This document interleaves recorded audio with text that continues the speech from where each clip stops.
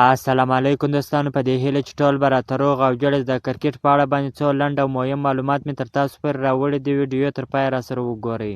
افغانستان او بنګلادیش ترمنځ یوازینۍ ټسټ لوبه لومړۍ ورځ پیل شوله چې افغان لوبډلمشر حشمت الله شهیدي ټاس وګټي، په خپله د توپ اچونې پرېکړه وکړله. افغان لوبډلې ډېره خرابه بې خونده توپ اچونه وکړله، هغه که بالینګ و، که فیلډینګ و، که کیپینګ و، په درې واړو برخو کې ډېر کمزوري وه. د افغان لوبډلې په ګټه نجات مسعود په ټسټ کرکټ کې لومړی وکټ ترلاسه کړل. افغان لوبډلې د سیال لوبډلې بنګلادیش لومړی وکټ په دویم اوور کې په لومړي بال سره ترلاسه کړل. نجات مسعود په لومړۍ ټسټ لوبه کې خپله لومړی وکټ ترلاسه کړل او پیلیز توپوهونکی له ډګره بهر کړ.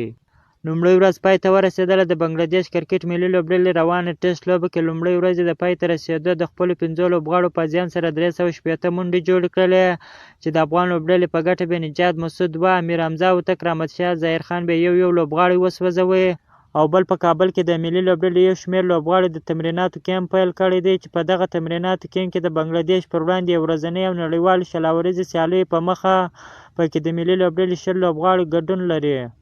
په یاد کیمپ کې د روانې جون میاشتې له 14مې نیټې له همدې میاشتې له 21مې نیټې پورې به دوام ومومي. د ملي لوبډلې له روزونکو له لوري به روزنه ورکول کیږي. او بل ښه خبر چې د سریلانکا غوره لیګ کې 10 افغان لوبغاړو نوملیکنه کړې ده چې په لومړۍ ورځ بولۍ کې نور احمد لکنوال د سریلانکا غوره لیګ کې واخیستل شو. لومړی افغان لوبغاړی شو چې د سریلانکا غوره لیګ بولۍ کې واخیستل شو. که مو چیرې دغه ویډیو خوښ شوې ده په چینل کې نوی یاست نو حتما زموږ چینل هم درسره سبسکرایب کړئ. تر بلې ویډیو پورې د الله په امان.